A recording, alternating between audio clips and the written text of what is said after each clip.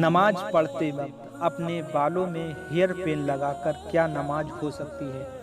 میری مائیں اور بہنوں، یہ ویڈیو آپ کے لیے بہت ہی ضرورت مند ویڈیو ہے، کیونکہ اس حوالے سے بہت سی میری مائیں بہنیں اپنی پوری طرح سے نماز کو مکمل پڑھتی ہیں، لیکن کچھ گمراہ رہتی ہیں یا انہیں معلوم نہیں ہوتا ہے، تو اس کے بارے میں ہم بات کریں گے۔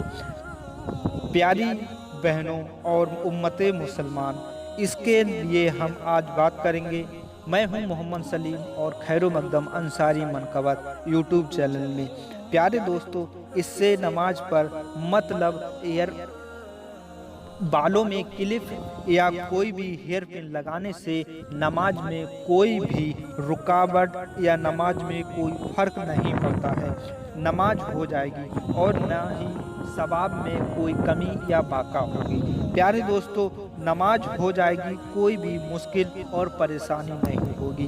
ایسی حالت میں خواتین کو یہ حکم ہے کہ وہ ہر وقت اور ہر نماز کے دوران سر کو ڈھانپ کر رکھیں۔ نماز پڑھتے وقت یا نماز نہ پڑھیں اس وقت بھی سر کو اچھے سے ڈھانکے رہیں، یہاں تک کہ بالوں کو بھی دکھانا جائز نہیں ہے۔